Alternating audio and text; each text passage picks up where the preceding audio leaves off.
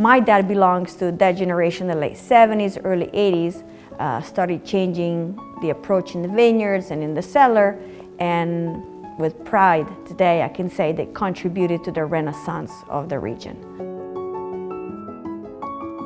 My dad was the first one in his family to cross the borders of Piemonte.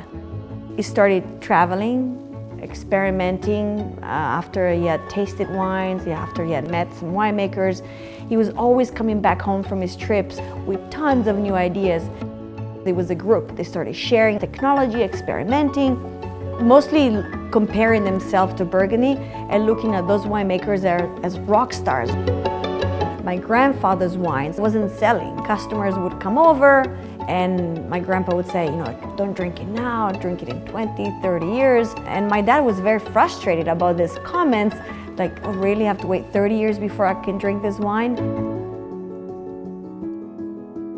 My grandfather had never seen anything outside the border of this region. So when my dad was trying to share with him all that he had seen, Grandpa could not believe him. So the day my dad did his first green harvest in the vineyards, that's in the fall of '76, after visiting Burgundy for the first time, he did it at night. He did the first 2 rows of the vineyard Arborina, which is just next to the winery. When Grandpa woke up, saw the grapes on the ground and started screaming, thinking that someone did it on purpose to ruin his crop, and started screaming and calling neighbors, come and see, someone cut my grapes. The generational gap was huge. I like my wines. I'm happy with what I make. My customers are happy. We have customers that come from all over the world and ask for wine, and so we have good feedback from the outside. And when I drink an old bottle from my father from the 80s, from the 90s, I still love those wines. I love cooking, and that goes with wine. In my spare time, I cook. Just this Saturday, I took a pasta class to learn how to make ravioli. It was a 10 hours class of making pasta. I got my freezer full of pasta now.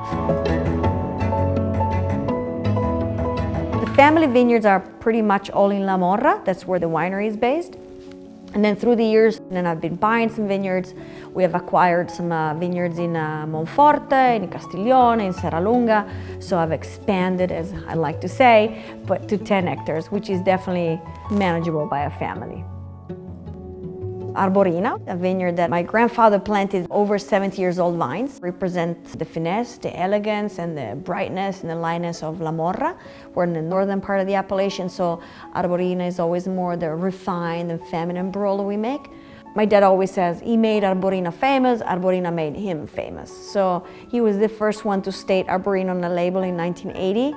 So definitely when people think of Altare, think of that vineyard. Then we have Ceretta. I'm proud to say that that was my first acquisition. Ceretta is in Serralunga, where the wines become more leathery, more spicy, more masculine, more muscular as well. So that's more the big boy I have in my lineup. And then in the middle I have Canubi, which is a fist in a velvet glove, because you got the power but the elegance at the same time. And we have Barolo with a fantasy name called Uno per Uno. We handy stem the berries one by one, so the action of the Uno per Uno. This handy stemming action, plus it's a combination of different vineyards, gives us a wine that doesn't fit in any specific cru descriptor, but it's for sure the most elegant and refined Barolo we make.